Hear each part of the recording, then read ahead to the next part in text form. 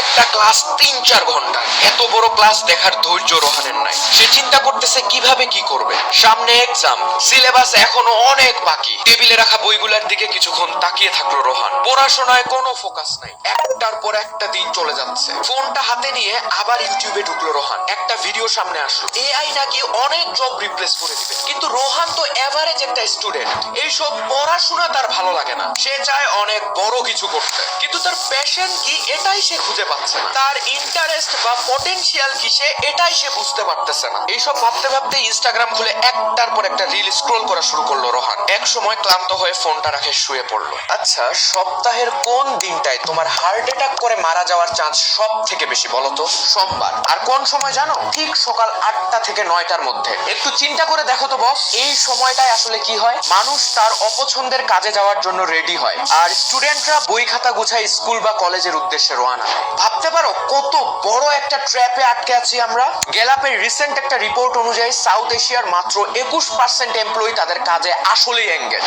অর্থাৎ প্রতি 10 জনে 8 জন মানুষ প্রতিদিন সকালে এমন একটা কাজ করতে যায় যা তারা মনে প্রাণে ঘৃণা করে। আর এই পুরো সাউথ এশিয়ার মাত্র 16% মানুষ তাদের জীবন নিয়ে সন্তুষ্ট। আমরা ভাবি কোনো মতো টাকা ইনকাম করার জন্য একটা কাজ করলেই তো হইলো, কিন্তু বস, একজন মানুষ তার জীবনের 90,000 ঘন্টা শুধু কাজের পেছনেই ব্যয় করে। চিন্তা করো তো, তুমি প্রতিদিন 8-9 ঘন্টা এমন একটা কাজ করতেছো যেটা তোমার ভালো লাগে না, কোনো মতো পেটের দায়ে দিনগুলো পার করতেছো, আর ছটফট করতেছো কবে শুক্রবার আসবে। আমরা ছোটবেলা থেকে এত কষ্ট করে পড়াশোনা করি একটা ডিগ্রির জন্য, একটা জব পাওয়ার জন্য, যে জব মাস শেষে আমাদের হাতে কয়টা টাকা ঠিকই ধরিয়ে দেয়, কিন্তু এর বিনিময়ে আমাদের সুখ, শান্তি আর ফ্রিডম সব কেড়ে নেয়। কিন্তু বস, তুমি যদি আসলেই খুঁজে পাও তোমার ভেতরের পটেনশিয়াল কি, কোন কাজটা তুমি কোনো ক্লান্তি ছাড়াই ঘন্টার পর ঘন্টা করতে পারবে, কোন কাজ তোমাকে মানসিক শান্তি দেবে আর অন্যদের থেকে আলাদা করবে, তাহলে তো বস পুরো গেমটাই চেঞ্জ হয়ে যাবে। আজকে আমি তোমাকে বলবো কিভাবে তুমি তোমার প্যাশন খুঁজে পাবে, কিভাবে এই সিস্টেমের গন্ডি থেকে বের হয়ে তোমার ট্যালেন্টকে কাজে লাগিয়ে সেরা কিছু করতে পারবে ইনশাআল্লাহ। তাই ভিডিওটা 1 সেকেন্ডও স্কিপ না করে পুরোটা দেখো, আর হ্যাঁ, চ্যানেলটা সাবস্ক্রাইব করে রাখবে।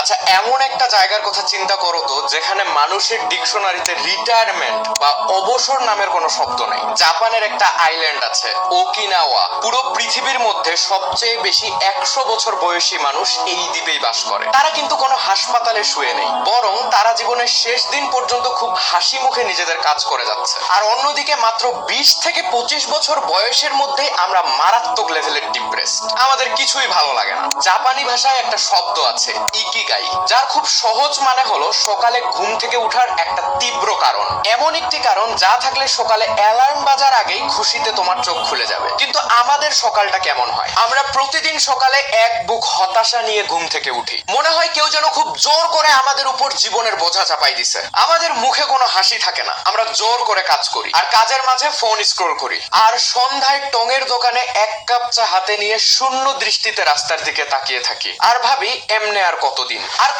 এভাবে একটা বন্দি জীবন কাটাতে হবে আমাদের। মাঝে মধ্যে আমরা অনেকেই ডিসাইড করি যে সবকিছু বাদ দিয়ে নিজের প্যাশন ফলো করব। আমরা ভাবি এই প্যাশন জিনিসটা অলরেডি আমার মধ্যে লুকিয়ে আছে, আমাকে জাস্ট খুঁজে বের করতে হবে। আমাদের ধারণা আমি বুঝতে পারতেছি না যে আমার প্যাশন কিসে, একবার খালি খুঁজে পাই তারপরেই খেলা হবে। কিন্তু বস, এখানেই আমরা সব থেকে বড় ধরাটা খাই। রিসার্চ আর স্টাডি থেকে পাওয়া গেছে প্যাশন কোনো লুকোনো গুপ্তধন না। প্যাশন হলো একটা ছোট্ট চারা গাছের মতো, যাকে সময় দিয়ে যত্ন নিয়ে একটা বিশাল গাছে রূপান্তর করতে হবে। এই যে সবাই বলে ফলো ইওর প্যাশন, এই কথাটাতে ঝামেলা আছে। এই কথায় বিশ্বাস করলে তুমি সারা জীবন অপেক্ষা করতে থাকবে আর ভাববে একদিন হঠাৎ করেই তুমি তোমার প্যাশন খুঁজে পাবে, তারপরে যায় তুমি কাজ শুরু করবে। কিন্তু আসল কথা হচ্ছে তোমাকে শুরুতে যে কোনো একটা সেক্টরে কাজ করে সেই সেক্টরে মাস্টারি করতে হবে। তুমি যখন একটা কাজে এক্সপার্ট হবে, সেই মাস্টারি তোমাকে কাজের স্বাধীনতা দিবে, আর ঠিক সেখান থেকেই তোমার প্যাশনের জন্ম হবে। তাই বস, আসল ফর্মুলাটা খুব সিম্পল। তুমি বাইরের জগৎটা এক্সপ্লোর করো, নতুন জিনিস ট্রাই করো, যে কোনো একটা স্কিলের গভীরে যাও আর শিখতে থাকো। এখন কথা হচ্ছে, ব্যাপারটা তো সহজ হলে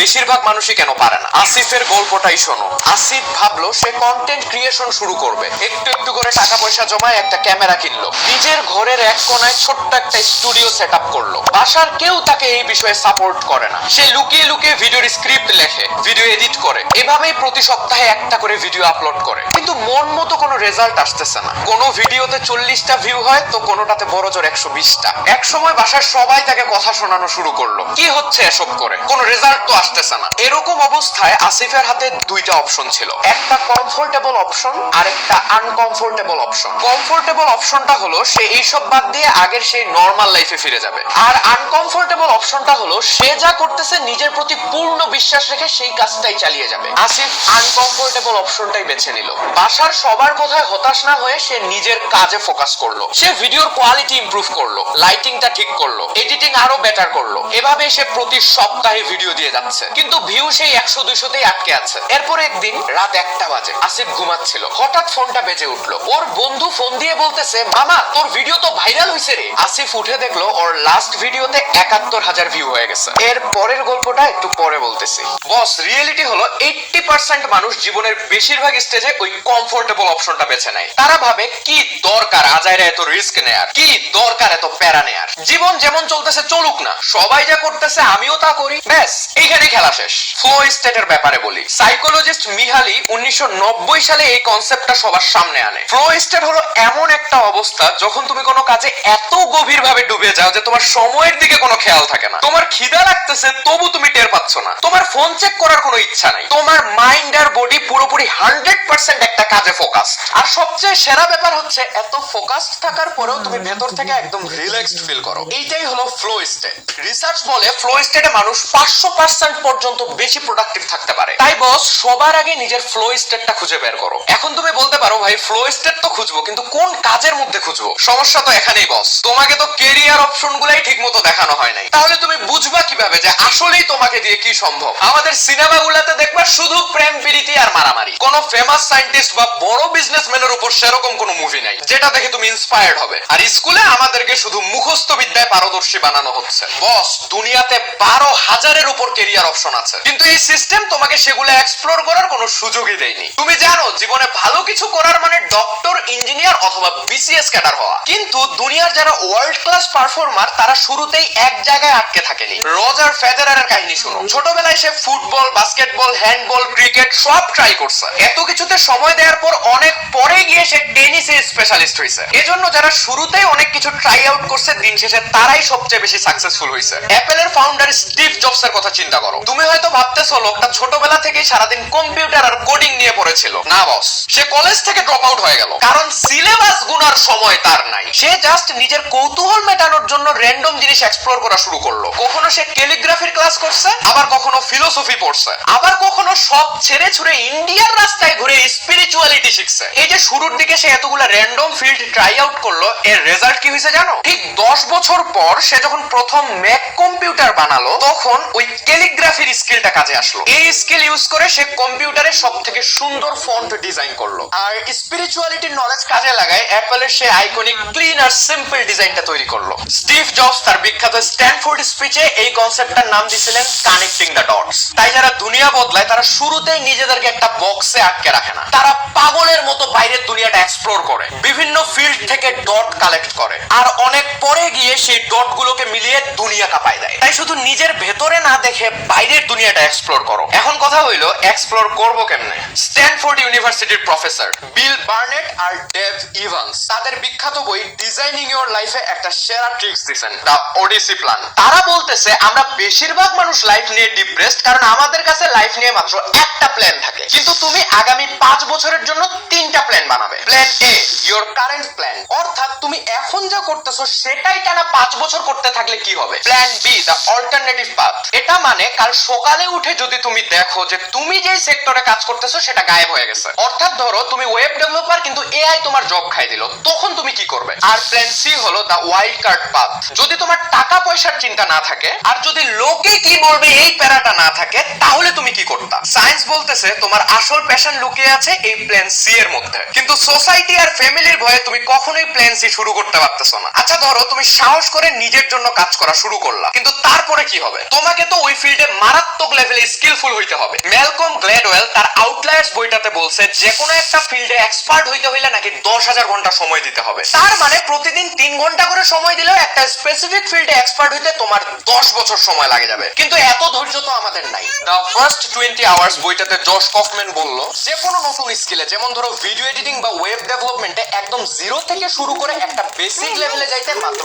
20 ঘন্টা সময় লাগে। তার মানে প্রতিদিন তুমি 45 মিনিট করে সময় দিলেও 1 মাসের মধ্যে তুমি একটা লেভেলে পৌঁছাইতে পারবা। আর তুমি যদি ওই স্কিলে 100 ঘন্টা সময় দাও তাহলে তুমি ওই সেক্টরের 95% মানুষের থেকে আগায় যাবা। কারণ এই 95% মানুষ কখনো শুরুই করে না, আর শুরু করলেও কোনো একটা স্কিলে 100 ঘন্টা দেওয়ার মতো ধৈর্য তাদের নাই। এই 100 ঘন্টায় তোমার ব্রেনে কি হয় জানো? নিউরোলজিস্ট ড্যানিয়েল কোয়েল তার বিখ্যাত বই দ্য ট্যালেন্ট কোডে বলতেছেন, তুমি যখন নতুন কোনো কাজ করো, নতুন কিছু শেখার চেষ্টা করো, তোমার ব্রেনের নিউরনের উপর মাইলিন নামের একটা লেয়ার তৈরি হয়। তুমি যত প্র্যাকটিস করবা এই লেয়ার তত মোটা হবে, আর এই লেয়ার যত মোটা হবে ওই কাজটা তোমার কাছে তত ইজি মনে হবে। তার মানে ট্যালেন্ট আসমান থেকে পড়বে না, এটা তোমার ব্রেনে তৈরি হওয়া একটা ফিজিক্যাল জিনিস। Child development expert doctor Karyn Purvis তার দ্য কানেক্টেড চাইল্ড বইয়ে বলছেন, কোন কাজ খুব সিরিয়াসলি করলে ব্রেনে সেটা ক্যাচ করতে 400 বার রিপিট করতে হয়, কিন্তু সেম কাজটা যদি তুমি খেলার ছলে বা আনন্দ নিয়ে করো তখন মাত্র 10 থেকে 20 বারই সেটা ব্রেনে সেট হয়ে যায়। এখন তুমি যে কাজটা করতেছো ওইটাই তোমার আসল প্যাশন কিনা এইটা বুঝবা কিভাবে? এই নিয়ে সাইকোলজিস্ট রিচার্ড রায়ান সেরা একটা থিওরি দিল। এই থিওরির নাম সেলফ ডিটারমিনেশন থিওরি। এই থিওরি অনুযায়ী যে কোনো কাজ শেষে তুমি নিজেকে 3টা প্রশ্ন করবা। নাম্বার 1, কাজটা করার সময় কন্ট্রোল কি তোমার হাতে ছিল নাকি তুমি শুধু রোবটের মতো কাজ করে গেছো? নাম্বার 2, কাজটা করার সময় তোমার কি এইটা মনে হইছে যে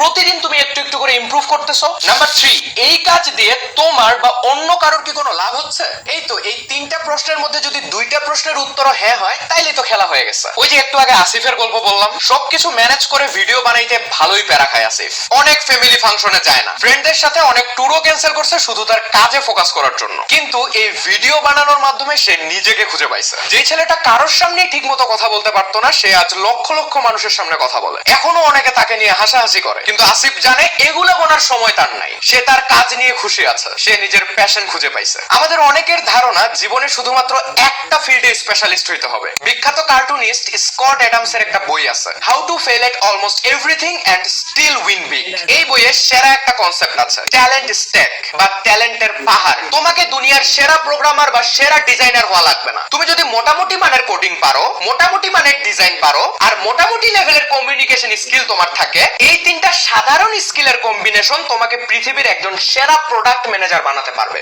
বস, তুমি কোনো রোবট না যে অন্যের জন্য কাজ করতে যায় নিজের জীবন যৌবন সব শেষ করে দিবে। আল্লাহ তাআলা তোমার মাথার ভেতরে পৃথিবীর সবচেয়ে পাওয়ারফুল সুপার কম্পিউটারটা দিয়ে দিছে। তুমিও সেরা, তুমি চাইলেই পারবে ইনশাআল্লাহ। শেষে বলবো, কারো কথায় হতাশ হইও না, আল্লাহর উপর বিশ্বাস রেখে আরেকটা বার চেষ্টা করো। মনে রাখবে, আল্লাহ তোমার পরিশ্রমের ফল অবশ্যই তোমাকে দিবেন, শুধু ধৈর্য ধরো আর নামাজটা ঠিক মতো পড়বে বস।